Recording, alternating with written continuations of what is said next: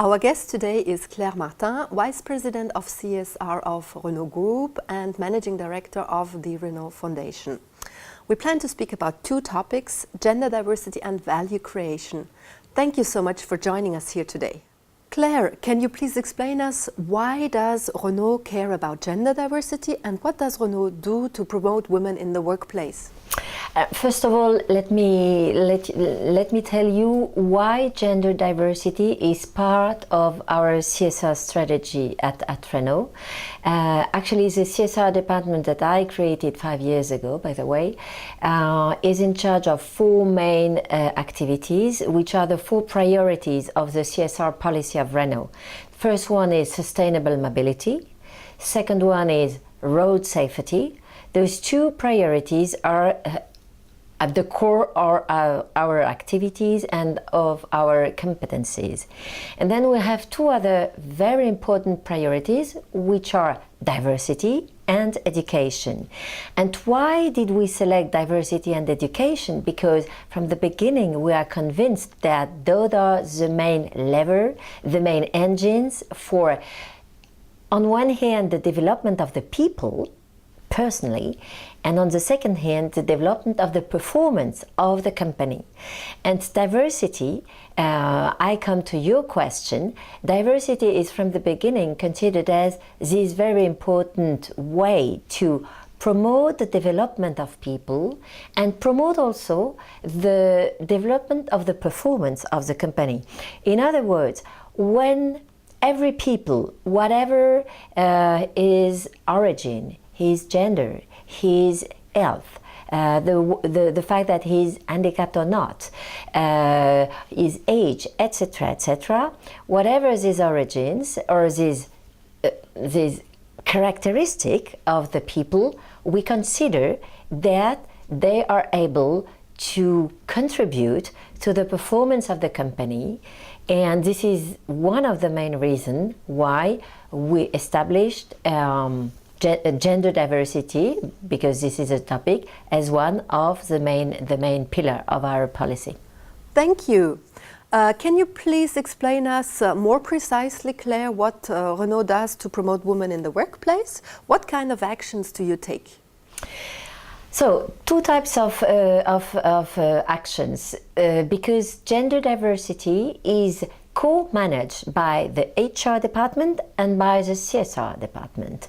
On one hand, we work on all those HR processes, from recruitment, starting with recruitment of trainees, then recruitment of people, but then training, promoting, mentoring. All those activities are revisited to some extent by taking into account the specificity of women. In the car industry, you must know that women are really a minority. Let me give you some figures, if you don't mind. In the workforce of Renault, among the 130,000 people working for Renault Group in the world, in the 118 countries where we either engineer, manufacture or sell cars, because Renault is a generalist car maker. In all those countries and within the workforce, women are representing 17.4% of the workforce. So when I'm talking about a minority, you know what I mean. And because the car industry is, I would say, a male-dominated sector, it is an industry, and very often in the industry the women are less present, but it's even more the case in the auto industry, because the product in itself, you know, from the beginning, the young boys, they like cars, but sometimes girls also like cars, but less often than boys. This is part of stereotypes that does exist and in which we are all evolving, I would say. So back to my point. Being a minority in a company, oblige you to some extent to be extraordinary, to make special things to be considered, to be taken into consideration. So when I explained you earlier that we had two main areas, so I mentioned HR and I gave you some figures. Now there is another side of our policy is what is managed by CSR. I mean, changing the mentalities of the people within the company, considering that it would be stupid to forget the female talent, not to consider the female talent for what they can bring, what kind of specificities they can bring to different kind of functions. It can be for engineering, it can be for product definition, it can be for supply chain or manufacturing or marketing also, because there is one figure you must have in mind as well, it is that more than 60% of the decision taken to buy a car is taken by a woman. When you know this, so you have on one hand, let's say 18% of the workforce which are women in a company like Renault, and on the other hand, you know that more than half of the decisions to select this car, this brand, and not this other one, competitors, for instance, you understand how it is absolutely key for your business, for your performance, that women are taken into consideration at every step of the product development. And this is typically the kind of thing we are working within the CSR department. So changing mentalities, bringing information to women but also to men, and giving confidence to the women, but making the men also understanding what they can win by having women in their teams. And we are also managing a woman network, which is the social network that we have launched about 5 years ago. You were mentioning that women are often held back by prejudices and stereotypes, especially in a male-dominated industry. How is Renault responding to this challenge?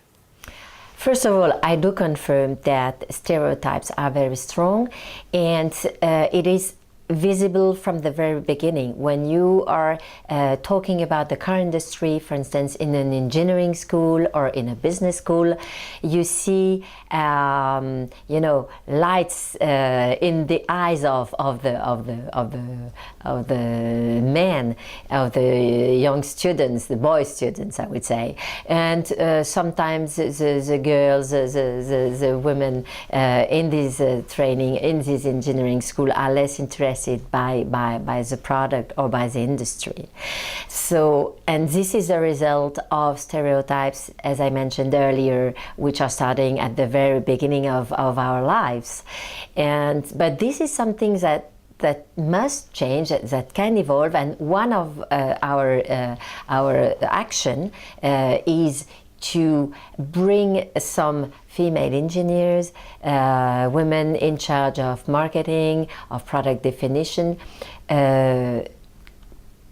giving some testimony in the schools, in the high schools, engineering schools, etc., to explain what is very, very concretely their daily job, how they are passionate about their job, how it's also interesting to work with different people, including men that are also passionate by their work.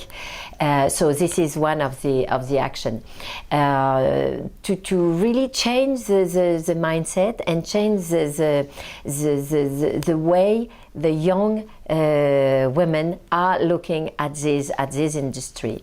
Then we also propose some visits into, for instance, into our plants for them to understand how the work is going on. So This is one of the elements. The second one is also to help women within the company when they enter the company, sometimes in support function. The women are more present in the support functions like HR or communication, and we try also to motivate those ladies within the company to look into other functions which are more male-oriented.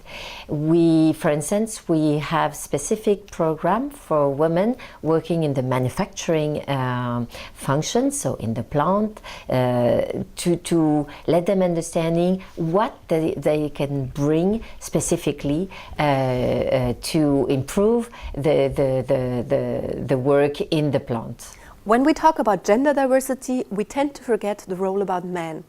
Are men part of the gender diversity strategy of Renault?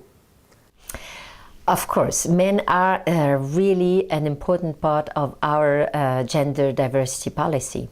First of all, again, when you are a minority and when 83% of the workforce are men, you're obliged to some extent. It would be stupid not to work with men.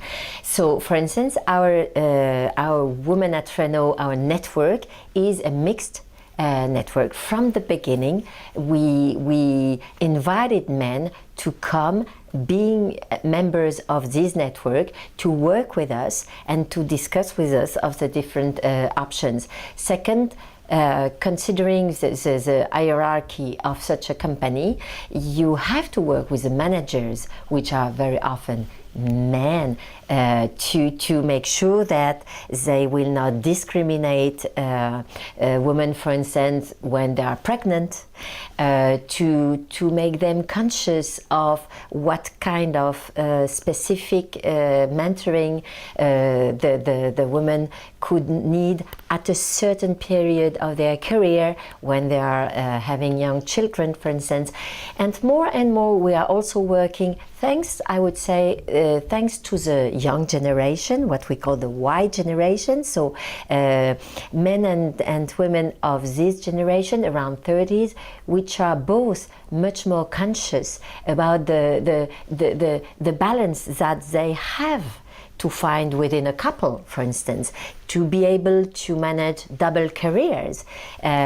So these men and women were students in the same schools or in the same universities, so they got the same kind of training, and all of a sudden, because they are inside a company, there would be some differences between the men and the women, and this is typically the kind of thing that the young generation accept less and less.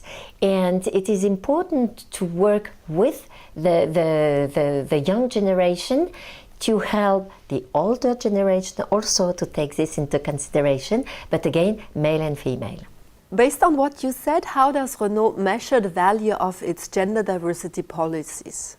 Would you say it's a source of value creation? Alors, it's always difficult to isolate these aspects, how you manage gender diversity, from a lot of other factors that can explain how a team or a department is progressing or is getting a better performance. It's very difficult to isolate.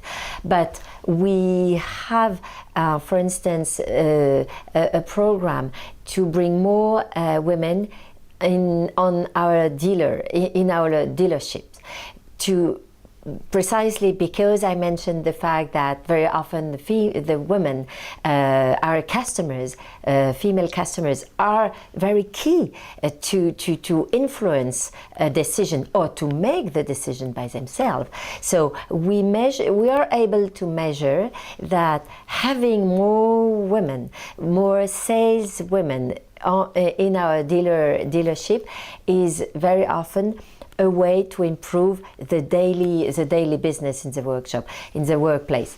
But apart from this, we have objectives to help the women to progress in terms of objectives, in terms of recruitment, but also of promotion from one status to the other. And we make sure that really the women will benefit as much as possible of all the opportunities.